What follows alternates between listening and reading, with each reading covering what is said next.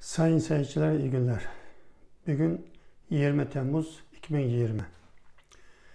Bugün sizlere hem üzücü hem sevindirici haberleri bir arada vermeye çalışacağım. Üzücü haber gene bugün Şınfa Haber Ajansı'nın Ürümçi'de ve Doğu Türkistan'ın hepsinde koronavirüsünün daha da salgın halinde yayılması haberi. Bu virüsle yokunlananların 16'sı Ürümçi'de, biri Kaşgar'da olduğu yazılıyor. 3 gün içinde Ürümçi'de 46, tüm Doğu Türkistan sınırları içinde 50 pozitif vaka bulunduğunu yazıyor Şınfanet. Dün itibariyle 3016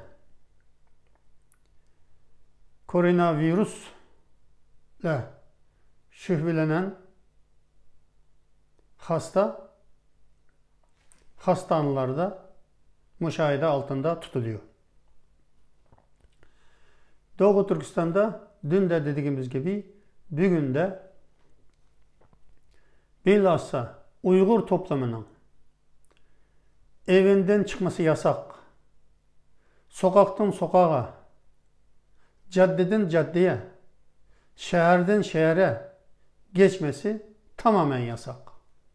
Herkes evinde oturuyor, evinden çıkmıyor. Çünkü Doğu Türkistan'da savaş durumu hala sıkı bir şekilde devam ediyor. Bu buzdağının sadece görünen kısmı olabilir. Daha ne kadar koronavirüs Doğu Türkistan'a yayıldı, bundan sonra yavaş yavaş ortaya çıkacak. Doğu Türkistan'la beraber Hong Kong'da da salgın günden güne yayılıyor. Çok tehlikeli boyutlarda. Hong Kong'da dün, yani 19 Temmuz 108 pozitif vaka açıklandı. Koronavirüse yakalanan, şu anda pozitif olan, tedavi görmekte olan hastalardan sayısı 1994. Çin'de, Komünist Çin yönetimi altındaki diğer bölgelerde koronavirüs çok sıkı kontrol altında ve yayılması önlenirken Doğu Türkistan'la Hong Kong'da salgının hortlaması çok düşündürücü. Hong Kong'un protesto etmesini engellemek için Hong Kongluların evine kapanmasına mecburlamak için koronavirüsünü Hong Kong'da hortlatıyor. Doğu Türkistan'da ise orada Çin daha önceden 3,5 seneden beri kamplarda zulüm ederek, işkence yaparak, acı çektirerek Uygur toplumu üzerinde tamamlayamadığı emellerini şimdi koronavirüsü, yani Çin virüsüyle tamamlamak isteyebilir. Çin'in virüs dağıtmasında, yani Doğu Türkistan'da virüs dağıtmasında çok tecrübeleri var. 1980'lerde, 80'nin başlarında, 79'da, 78'lerde, Hoten'de, Kaşgar'da Yihaobing, Erhaobing diye, yani 1 numaralı hasta, 2 numaralı hasta diye bilinmeyen böyle hastalıklarla kitlesel ölümlere yol açmıştı. Sonradan 90'dan sonra 2000'lerde ve bugüne kadar AIDS hastalığını Uygur toplumu içinde dağıtmasında, yaygınlaşmasında Çin'in daha deneyimli tecrübeleri var. Hiçbir yere çıkmayan, kendi hatta köyünden dışarı çıkmayan cami imamlarını bile aydız bulaştırarak cemaat içinde onların şan şerifine, itibarına yerle bir eden Çin şimdi koronavirüsünü nasıl, nerede, ne kadar salgına dönüştürebileceğini çok iyi biliyor. Bu yüzden Uygur toplumu çok dikkatli olmalı. Hem de çok dikkatli olmalı. Müjdeli haber ise dün İngiltere Dışişleri Bakanı Dominic Raab BBC radyosuna demeç vererek Doğu Türkistan'da Çinlilerin, Çin Komünist Partisi'nin Uygurlara korkunç derecede insan hakları ihlalleri yaptığını açıkladı ve bu konuda Çin'e ve suçlu bulunan bu insan hakları ihlallerinde toplumun kamplarında eli olan Çin Komünist Parti yetkililerine yaptırım uygulayacağını açıkladı. Bu Doğu Türkistanlı için, insanlık için çok önemli bir gelişme. İngiltere, sadece Avrupa'nın değil, dünyanın en önemli ülkelerinden biri. Ve birçok ülkeyi etkileyebilen bir devlet. Daha geçen hafta İngiltere, Huawei'nin İngiltere'deki faaliyetini yasakladı. Çin ne dedi? İngiltere'ye bunun ağır maliyeti olacak. Bakın, İngiltere senin malını almayacağım diyor. Çin Dışişleri Bakanı Sözcüsü Hua Chunying diyor ki bunun İngiltere'ye ağır bir maliyeti olacak. Düşünün. Siz gittiniz bir yere, bir markete ya pazara bir şey aldınız. Alacağım dediniz, gördünüz, baktınız. Almam dediniz. Mal ilgisi sizden yakınıza yapışıp sana bunun büyük maliyeti olacak der mi? Dese ne yaparsınız? Ne düşünürsünüz? Çin böyle bir sokak kabadayısı gibi malını almayacağım diyene ağır bir maliyeti olacak diye korku salıyor. İngiltere Dışişleri Bakanı Dominic Raab bugün yani 20 Temmuz Hong Kong hakkında parlamentoda önemli tartışmalarının olacağı, karar alınacağını bildirdi. Bu çok önemli. İngiltere geçen hafta Kraliçe Elizabeth uçak gemisini Güney Pasifik Denizi'ne göndereceğini açıkladı. Bu İngiltere'nin pozisyonunun daha netleştiğinin bir işaretidir.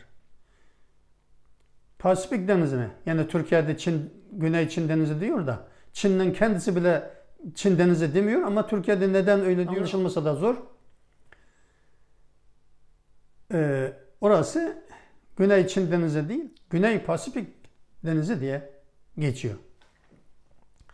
Orada şu an Amerika'nın 2 uçak gemisi var.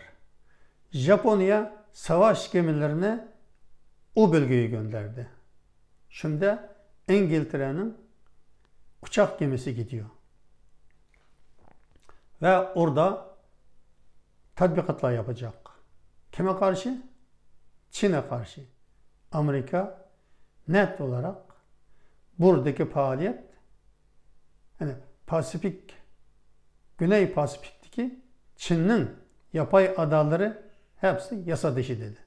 Ve uçak gemileri oraya toplanıyor. Oraya hatta Avustralya'nın savaş gemileri de geliyor. Böylelikle Çin'i oradan söküp atmaya yönelik faaliyetler yürütülüyor.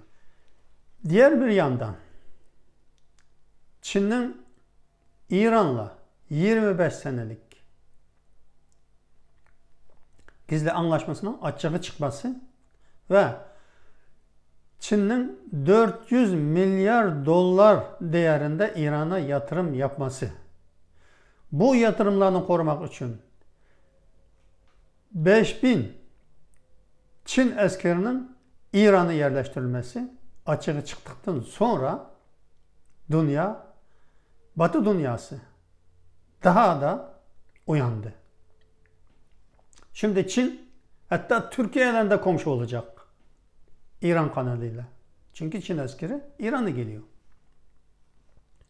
Şimdi bunundan Çin böyle yapmakla Amerika'nı korkuttuk diyor ama kendi ayağına kurşun sıkmış oldu. Neden mi? İran'la Suudi Arabistan her ikisi Müslüman ülke ama birbirinin azali düşmanı. Çin'in İran'la bu kadar desteklemesi ve İran'a asker göndermek anlaşmanı yapması bu İran'ı çok güçlendirecek. İran güçlenirse kime karşı güçlenecek?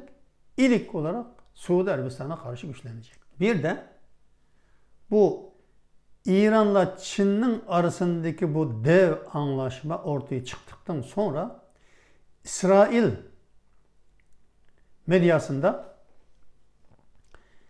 şimdi Çin, İran gibi bizim düşmanımız olarak ortaya çıktı.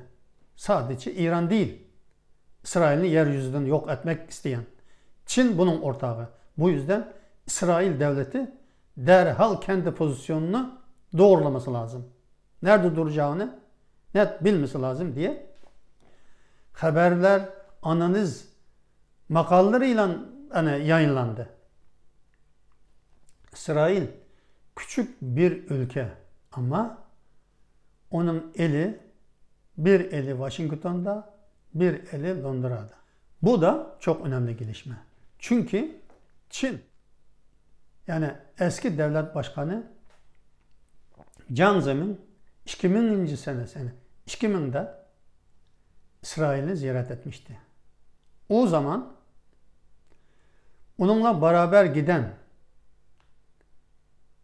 bir general İsrail'in o zamanki Genelkurmay Başkanı'na şöyle dedi ki basına sızmıştı. Siz güneyden, biz kuzeyden vuruyoruz. Amacımız aynıdır. Bu yüzden silah teknolojisini bize vermeniz, kendinize yardım etmek olacaktır. Dedi ki basına sızmıştı. Ne demek istiyordu Çin Genelkurmay Başkanı? Şunu demek istiyordu. Biz o Doğu Türkistan dediği yerden vuruyoruz Müslümanları. Siz buradan Filistin'den vuruyorsunuz. Amacımız bir. Bunları iki taraftan ura bitireceğiz demek istiyordu. Yahudi sermayesiyle Çin kalkınıp bugünkü günde geldi. Hala güçlü Yahudi sermayesi Çin'i ayakta tutuyor. Yani İsrail'in Çin'i tanıması. Bu çok önemli. İsrail ayağa kalkarsa Çin'deki Yahudi sermayesinin yavaş yavaş çekilmesini dünyadaki, Avrupa'daki ve Amerika'daki büyük Yahudi medya kuruluşlarından Çin'i sadece çıkarı için desteklemesi de yavaş yavaş ortadan kalktıkça ortadaki toz duman dağılacak. Her şey net görülmeye başlanacak diye düşünüyorum. Daha sonra başka konularda bir arada olmak üzere Allah'a emanet olun. Hoşça kalın diyorum.